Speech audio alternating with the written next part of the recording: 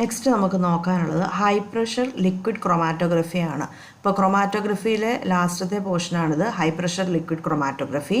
ഈ high pressure liquid ക്രൊമാറ്റോഗ്രഫിയും എന്ത് തന്നെയാണ്, ഒരു ക്രൊമാറ്റോഗ്രാഫി ടെക്നിക്കാണ്. എന്തിനു വേണ്ടിയാണ്? നമുക്ക് ഒരു മിക്സ്ചറിനകത്തെ കോമ്പോണൻസ് സെപ്പറേറ്റ് ചെയ്ത് ഐഡൻറ്റിഫൈ ചെയ്ത് അതിൻ്റെ കോമ്പോണൻസ് ക്വാണ്ടിഫൈ ചെയ്യാൻ വേണ്ടിയുള്ള ഒരു ടെക്നിക്കാണ് ഹൈ പ്രഷർ ലിക്വിഡ് ക്രൊമാറ്റോഗ്രഫി എന്ന് പറയുന്നത്. അപ്പോൾ മിക്സ്ചറിനകത്തെ കോമ്പോണൻസ് സെപ്പറേറ്റ് ചെയ്യാനും ഐഡൻറ്റിഫൈ ചെയ്യാനും ക്വാണ്ടിഫൈ ചെയ്യാനുള്ള ഒരു ടെക്നിക്കാണ് ഹൈ പ്രഷർ ലിക്വിഡ് ക്രൊമാറ്റോഗ്രഫി. ഇതിൻ്റെ പ്രിൻസിപ്പിൾ എന്ന് പറഞ്ഞു കഴിഞ്ഞാൽ ഗ്യാസ് ലിക്വിഡ് ക്രൊമാറ്റോഗ്രഫിയുടെ സെയിം പ്രിൻസിപ്പിളാണ്. ഗ്യാസ് ലിക്വിഡ് ക്രൊമാറ്റോഗ്രഫിയുടെ സെയിം പ്രിൻസിപ്പിളിലാണ് high pressure liquid chromatography work ചെയ്യുന്നത്. അപ്പം നമുക്കറിയാം ഗ്യാസ് ലിക്വിഡ് ക്രൊമാറ്റോഗ്രഫിക്കകത്ത് എന്തൊക്കെയുണ്ട്, ഒരു കോളമുണ്ട്, അതുപോലെ കോളത്തിനകത്തുള്ളത് സ്റ്റേഷനറി ഫേസും മറ്റത് മൊബൈൽ ഫേസുമാണ്. അപ്പം അവിടെ നമ്മൾ നമ്മുടെ മിക്സ്ചർ എന്താക്കും, ഗ്യാസിനകത്തേക്കാണ്, കാരിയർ ഗ്യാസിനകത്തേക്കാണ് മിക്സ് ചെയ്യുന്നത്. പക്ഷേ ഇവിടെ നമ്മൾ എന്താ ചെയ്യുന്നത്, നമ്മളൊരു ലിക്വിഡ് സാമ്പിളിൽ തന്നെയാണ് മിക്സ്ചർ മിക്സ് ചെയ്യുന്നത്. നമ്മുടെ മിക്സ്ചർ ലിക്വിഡ് സാമ്പിളിലാണ് മിക്സ് ചെയ്യുന്നത്, എന്നിട്ട് അതിനെയാണ് നമ്മൾ ഈ കോളത്തിനകത്തൂടെ പാസ് ചെയ്യുന്നത്.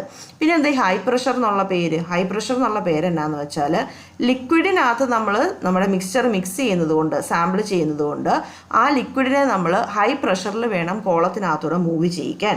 അതാ പറയുന്നത് high pressure liquid chromatography uses high pressure to force a liquid sample through a column filled with particles. അപ്പം സ്റ്റേഷനറി ഫേസിലിരിക്കുന്ന കോളത്തിൽ കൂടെ ലിക്വിഡിനെ പാസ് ചെയ്യിക്കാൻ നമ്മൾ ഹൈ പ്രഷർ അപ്ലൈ ചെയ്യുന്നുണ്ട്. അപ്പോൾ ഇതാണ് ഹൈ പ്രഷർ ലിക്വിഡ് ക്രൊമാറ്റോഗ്രഫി എന്ന് പറയുന്നത്. നമുക്ക് ഹൈ പ്രഷർ ലിക്വിഡ് ക്രൊമാറ്റോഗ്രഫിയുടെ വർക്കിംഗ് ഒന്ന് നോക്കാം. ഹൈ പ്രഷർ ലിക്വിഡ് ക്രൊമാറ്റോഗ്രഫിക്കകത്ത് നമ്മൾ ഒരു സ്മോൾ എമൗണ്ട് ഓഫ് സാമ്പിള് കോളത്തിനകത്തൂടെ ഇഞ്ചെക്റ്റ് ചെയ്യുകയാണ് ചെയ്യുന്നത്. അപ്പം നമ്മൾ എന്നാ ചെയ്യും, നമ്മുടെ മൊബൈൽ ഫേസ് എന്ന് പറയുന്നത് ഒരു ലിക്വിഡാണ്. Mobile face ലിക്വിഡാണ്. ഈ ലിക്വിഡിനകത്താണ് നമ്മൾ ഈ സാമ്പിള് മിക്സ് ചെയ്യുന്നത്. അപ്പോൾ നമ്മുടെ മൊബൈൽ ഫേസ് എന്താണ്, ലിക്വിഡാണ്. ലിക്വിഡിനകത്താണ് നമ്മൾ സാമ്പിൾ മിക്സ് ചെയ്യുന്നത്. ഈ ലിക്വിഡിനകത്ത് മിക്സ് ചെയ്ത സാമ്പിളിനെ നമ്മൾ കോളത്തിനകത്തൂടെ ഹൈ പ്രഷറിൽ പാസ് ചെയ്യുക ചെയ്യുന്നത്. കോളം എന്ന് പറയുന്നത് എന്താണ്? കോളം എന്ന് പറയുന്നത് നമ്മുടെ സ്റ്റേഷനറി ഫേസ് ആണ്. ഗ്യാസ് ലിക്വിഡ് ക്രൊമാറ്റോഗ്രഫിയിൽ നമ്മൾ പറയുന്നുണ്ട് കോളം നമ്മുടെ സ്റ്റേഷനറി ഫേസ് ആണ്. അതിനകത്ത് നമ്മൾ ആക്റ്റീവ് ആയിട്ടുള്ള സോളിഡ് പാർട്ടിക്കിൾസ്, അതായത് ആക്റ്റീവ് അഡ്സോർബൻറ്റ് ഫില്ല് ചെയ്തിരിക്കും. അപ്പോൾ ആ കോളത്തിനകത്തൂടെ നമ്മൾ ഈ സാമ്പിൾ മിക്സ് ചെയ്ത ലിക്വിഡ് ഫോഴ്സിൽ പാസ് ചെയ്യിക്കുക ചെയ്യുന്നത്. അപ്പോൾ എന്നാ പറ്റും, സാമ്പിളിനകത്തെ കോമ്പോണൻസ്, ലിക്വിഡ് സാമ്പിളിനകത്തെ കോമ്പോണൻസ് എന്ത് പറ്റും, ഈ ലിക്വിഡ് കോളത്തിൽ കൂടെ പാസ് ചെയ്യുന്ന സമയത്ത് സെപ്പറേറ്റ് ആവും. അതായത് ലിക്വിഡ് നമ്മുടെ സ്റ്റേഷനറി ഫേസിലുള്ള കോളത്തിൽ കൂടെ പാസ് ചെയ്യുന്നതനുസരിച്ച് ലിക്വിഡിനകത്തുള്ള സാമ്പിളിൻ്റെ കമ്പോണൻസ് എല്ലാം എന്ത് ചെയ്യും, അത് സെപ്പറേറ്റ് ആവും. എങ്ങനെയാണ് സെപ്പറേറ്റ് ആവുന്നത്? അഡ്സോർപ്ഷൻ കൂടുതലുള്ളതിനെ ആദ്യം അഡ്സോർബ് ചെയ്യും, അഡ്സോർപ്ഷൻ കുറവുള്ളതിനെ താഴേക്കായിരിക്കും അഡ്സോർബ് ചെയ്യുന്നത്. അങ്ങനെ എന്താണ്, ഇതിൻ്റെ കോമ്പോണൻസ് സെപ്പറേറ്റ് ആവും. ഇനി നമ്മളുടെ കോളത്തിൻ്റെ എക്സിറ്റിൽ ആരുണ്ട്? കോളത്തിൻ്റെ എക്സിറ്റിൽ ഒരു UV ഡിറ്റക്ടർ ഉണ്ട്. കോളത്തിൻ്റെ എക്സിറ്റിൽ UV ഡിറ്റക്ടർ ഉണ്ട്. അത് ഈ കമ്പോണൻസിനെ എല്ലാം ഡിറ്റക്റ്റ് ചെയ്യും. ഈ കോമ്പോണൻസ് എല്ലാം വെളിയിലോട്ട് വരുമ്പം കോമ്പോണൻസിനെ UV ഡിറ്റക്ടർ ഡിറ്റക്റ്റ് ചെയ്യും. എന്നിട്ട് UV ഡിറ്റക്ടർ ഒരു സിഗ്നൽ പ്രൊഡ്യൂസ് ചെയ്യും. ഈ സിഗ്നൽ വെച്ചിട്ട് നമുക്ക് ക്രൊമാറ്റോഗ്രാം കൺസ്ട്രക്റ്റ് ചെയ്യാൻ പറ്റും. അപ്പം എന്താ നമ്മൾ പറഞ്ഞത്, നമുക്കൊരു കോളമുണ്ട്, കോളത്തിനകത്ത് ആക്റ്റീവ് അഡ്സോർബൻസ് ഫില്ല് ചെയ്തിട്ടുണ്ട്. കോളത്തിനെയാണ് നമ്മൾ സ്റ്റേഷനറി ഫേസ് എന്ന് വിളിക്കുന്നത്. പിന്നെ എന്നാ ഉണ്ട്, നമുക്കൊരു മൊബൈൽ ഫേസ് ഉണ്ട്. മൊബൈൽ ഫേസിലുള്ളത് ലിക്വിഡാണ്. ഗ്യാസ് ലിക്വിഡ് ക്രൊമാറ്റോഗ്രഫിയിൽ എന്തായിരുന്നു, അത് ഗ്യാസ് ആയിരുന്നു. പക്ഷെ ഇവിടെ എന്താണ്, ഇവിടെ അതൊരു ലിക്വിഡാണ്. ലിക്വിഡായി കഴിയുമ്പം ആ ലിക്വിഡിനകത്തേക്കാണ് നമ്മൾ നമ്മുടെ സാമ്പിള് മിക്സ് ചെയ്യുന്നത്. നമുക്ക് സെപ്പറേറ്റ് ചെയ്യേണ്ട കോമ്പോണൻസ് ഉള്ള മിക്സ്ചർ നമ്മൾ മിക്സ് ചെയ്യുന്നത് ഈ ലിക്വിഡിനകത്തേക്കാണ്. ലിക്വിഡ് ആയതുകൊണ്ട് തന്നെ ആ ലിക്വിഡിൻ്റെ പുറത്ത് നമ്മൾ കുറച്ച് പ്രഷർ അപ്ലൈ ചെയ്താലേ ഉള്ളൂ അത് ഈ സ്റ്റേഷനറി ഫേസിൽ ഇരിക്കുന്ന കോളത്തിൽ കൂടെ പാസ് ചെയ്യത്തുള്ളൂ. അങ്ങനെ നമ്മൾ ഈ ലിക്വിഡിനെ ഫോഴ്സ്ഫുള്ളി ഈ കോളത്തിനകത്തൂടെ പാസ് ചെയ്യിക്കും. അങ്ങനെ പാസ് ചെയ്യുമ്പോൾ എന്നാ പറ്റും, ലിക്വിഡിൻ്റെ കോമ്പോണൻസ് പലതും പല രീതിയിലാണ് അഡ്സോർബ് ചെയ്യപ്പെടുന്നത്. അതുകൊണ്ട് ഈ കോമ്പോണൻസ് സെപ്പറേറ്റ് ആവും. കോമ്പോണൻസ് സെപ്പറേറ്റ് ആയിട്ടായിരിക്കും വരുന്നത്.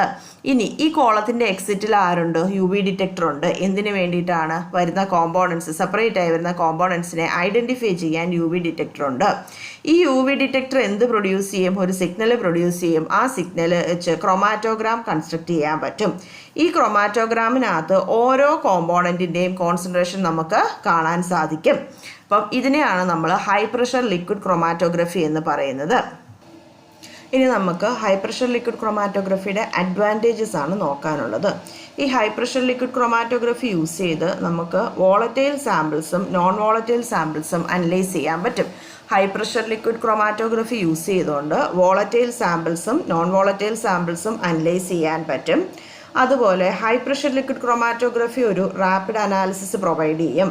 അതുപോലെ ഹൈ റെസൊല്യൂഷനും പ്രൊവൈഡ് ചെയ്യും. High pressure liquid chromatography rapid അനാലിസിസും ഹൈ റെസൊല്യൂഷനും പ്രൊവൈഡ് ചെയ്യും.